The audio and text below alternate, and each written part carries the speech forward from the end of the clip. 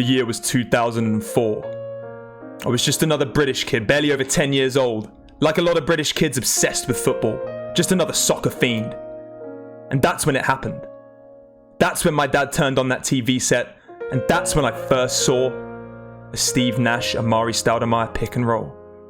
And God, it was beautiful. It was so beautiful that from that day onwards, I quit football, picked up a basketball, and started dominating these streets of Southeast England and ascended to become, well, a pretty mediocre basketball player, but that's beside the point. The point is, from that day on, I became a Suns fan. Enjoyed the Mike D'Antoni 7-second offense and all that it brought. Enjoyed those years of deep playoff runs, of success, of relevancy. However, then it all went wrong. Stoudemire, injured again, poor decisions. Nash, old, leaves for the Lakers, Powell, Kobe, Dwight. And then we descend into irrelevancy. Losing seasons, Eric Bledsoe tweets, TJ Warren for cash. It was a tough, dark time. And I couldn't handle it. I left. I became a bandwagon fan, standing LeBron James, following him from team to team, supporting Miami for 4 years, Cleveland for the next 4, bleeding purple and gold for the last 2 years, and I left my Suns behind. And for that I'm ashamed. But now, finally, the Suns are back, they've got Chris Paul, they're relevant again, and I love it.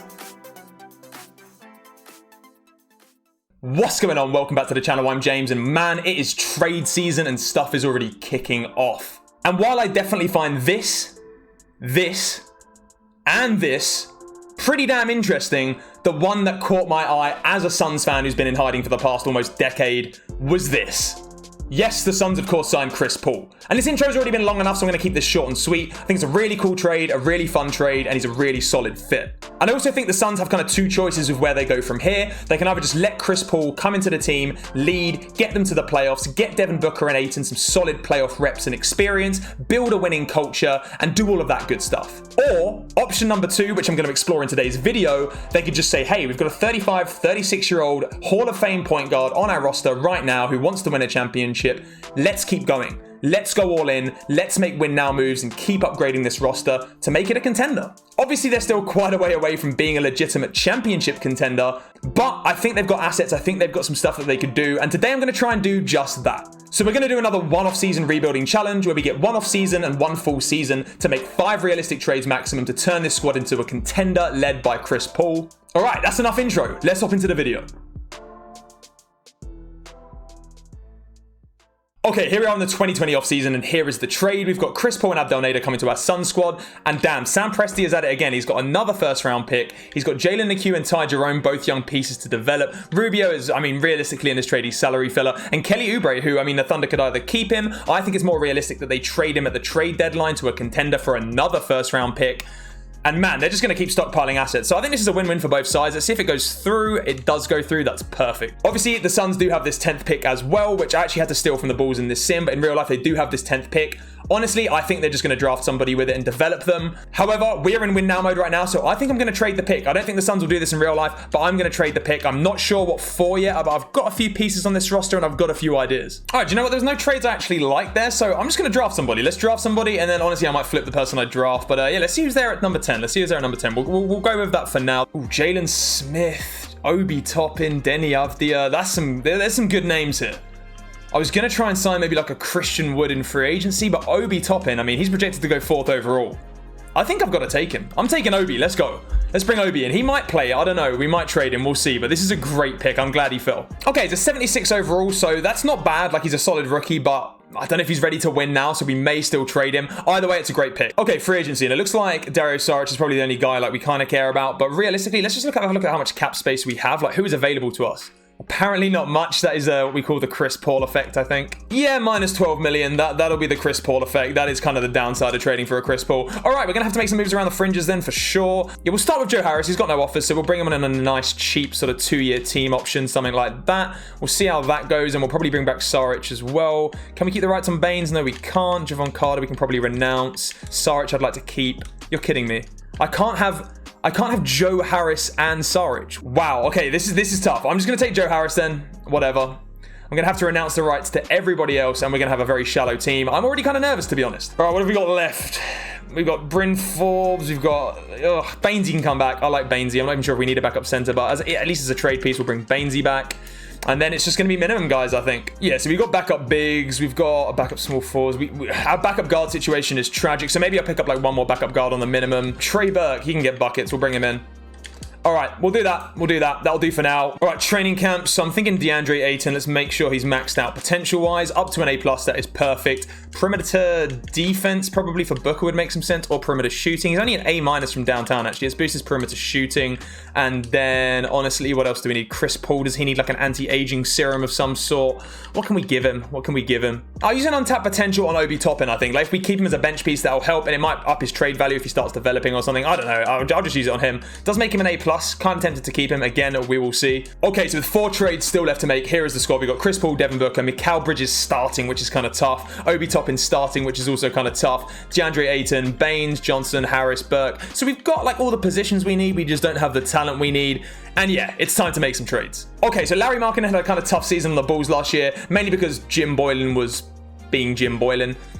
So because of all of that madness, he might want to move in a different direction, move to a different team. He's an upgrade on Toppin, like Toppin's more of a project. And I think the Bulls would be willing to work on developing him next to Wendell Carter. They get an unprotected first and some sort of big man depth as well. So I think this works for both sides. And it looks like we're overpaying in terms of value here, but I'm cool with it. So let's see if this goes through. It does. We've got Lowry, and I think that's a really nice addition to the squad. All right, Markkinen's looking really nice in that starting lineup. I think he'd be a great fit next to Ayton, spread the floor, allow Ayton to kind of get down low in the post, do his thing. Now I think we definitely need to upgrade starting small forward. No disrespect to Mikal Bridges, but we're going to be needing a bit more than that. All right, Cam Johnson, Dbook, a first and a second. That still feels like an overpay for Josh Richardson, but it is an upgrade technically. So as my third trade, that might have to be the move. I could probably slide Josh Richardson to the 3. He's got some defense.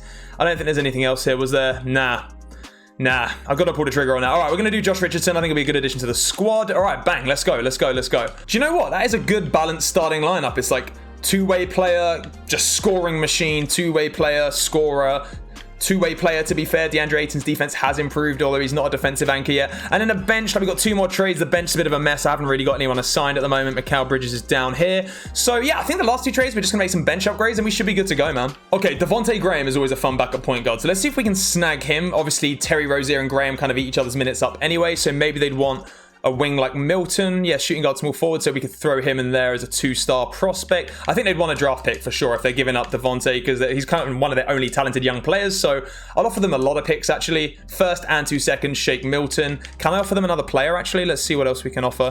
No, they can't take another player. All right, picks, Shake Milton. Let's see if that goes through. Yes, it does. We have a backup point guard. That is an awesome trade. Okay, so here's the bench right now. We've got Devontae Graham as a 6th man, which isn't too bad. I would like at least 180 overall on the bench, but we're just not going to be that deep a team, unfortunately. We've got Mikal Bridges and Joe Harris, who are kind of both wings. So maybe for my final trade, I'll move Joe Harris for some sort of combo forward, someone who can play the 4. Yeah, I think that's going to work. We'll try something like that. Okay, so picture Joe Harris playing off Nikola Jokic. That would be kind of nice. I know in real life they like Grant for his defense, but in real life, I'm not even sure they're going to be able to re-sign him, so he'll probably leave him free agency anyway. So for the sake of my rebuild and being a little bit cheeky, I'm going to try and get him. Eli Okabo's got some value to them as well, so I think they might accept that. Boom. Okay. I think the squad is complete. That is the missing piece. That is absolutely the missing piece. 3-and-D guy, can play both forward positions. I love it. Yeah, Jeremy Grant, he's going to complete this roster for sure. Okay, 5 trades later, and here's the squad that the Phoenix Suns are going into the season with. We've got Chris Paul and Devin Booker, which is an awesome pairing in the backcourt. Josh Richardson, really solid 3-and-D wing. Markkinen just to get some buckets out there. DeAndre Ayton. And then off the bench, we've got Devontae Graham, Mikal Bridges, Jeremy Grant, and Aaron Baines just playing 10 minutes a night behind Ayton. We've got the starters playing heavy minutes because we're not a very deep team, but I'm feeling it. Scoring options-wise, we've got Devin Booker, obviously, as the number 1 scoring option. DeAndre Ayton. Then I was torn between Markkinen and Chris Paul as a 3rd scoring option, but we want Chris Paul getting some buckets out there as well, not just facilitating, so I've got him at number 3. System-wise, we went balanced. I mean, Markkinen hates it, but Markkinen hates everything. Like, he's going to play badly. I already know Markkinen's going to let me down, but it is what it is. Okay, so this team, in terms of our predictions for the coming season, I'm not really too sure. I don't know if it's a contender, maybe like a 50-win team, 3rd or 4th seed, solid chance for a playoff run. Either way, I'm here for it. Let's see what happens. Okay, so end of the season, and we didn't quite get 50 wins, but 48 and 34 I'll definitely take. That's a lot better than last season, and the Suns are definitely a playoff team, so that is all good. Giannis MVP on Yeka Kongwu, Rookie of the Year, Spencer Dinwiddie's 6th man, Giannis Defensive Player of the Year, this guy's unstoppable, and Kendrick Nunn. In terms of the teams, I'm just hoping maybe Devin Booker snuck onto one of these. Let's have a look. No Suns so far, and no love for the Suns. That's kind of tough. Did Chris Paul sneak on an all-defensive team? That's the question. Nope, no love for the Suns at all. Never mind. All right, moving on. Okay, so we're the 4th seed, and we've got Dallas in the first round, so yeah, it's been a fun run.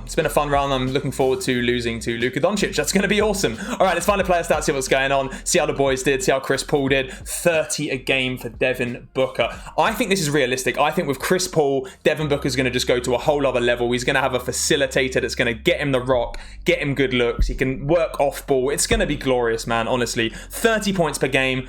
That could happen. That could happen next season. Deandre Ayton, 20 and 16 with 2 blocks per game, man. That's insane. Again, think about Deandre Ayton. Think about what the other Deandre did with Chris Paul. DeAndre Jordan. Think about the lobs. Think about the rim running. Think about how much Chris Paul elevated his game. The same's going to happen for Ayton, man. This guy's going to be an all-star in a few seasons with Chris Paul. You heard it here first. Speaking of Chris Paul, 17 and 11, 48% from the field, killing it from downtown. That is beautiful. That's all I wanted to see. The big three doing well. Markkanen, 15 and 7, 43 downtown, 41% from downtown. Solid. That is actually pretty good for Larry Markkanen. I rate that. I think he was a good acquisition, and I think that's more than Cam Johnson would have done.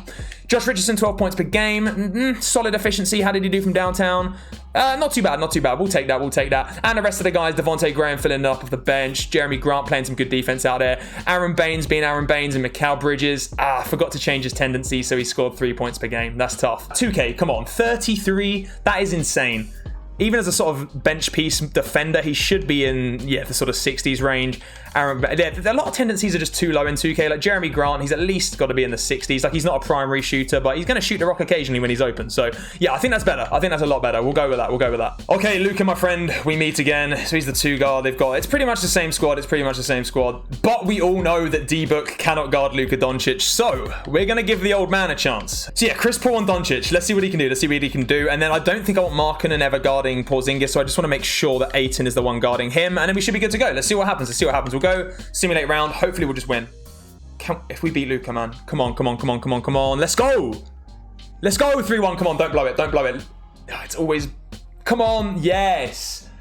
Whenever I'm against Luka, I don't count my chickens before they hatch, bro. Like, Luka's a killer. All right, second round, we're against Golden State. Let's see who they've got. Curry, Clay, Wiggins, Pascal. Did they draft Wiseman? No. Did they do any? They drafted Alexei Pokusevski. Oh my God, that's a bold move. Isn't that guy like 7 foot something? Yeah, 7 foot, and apparently he weighs like 4 pounds. 7 foot, 195 pounds. Dude, my fat ass outweighs him by like 30 pounds. Then again, I am fat. Yeah, Chris Paul and Steph Curry, Richardson on Thompson, and I'm kind of hiding Booker on Wiggins. Wiggins might destroy Booker a little bit, but we'll see what happens. All right, round 2, let's go. Number 1 seed. We might lose, but we'll see what happens. Come on. All right, that's 1-1. Come on, 2-1, let's go.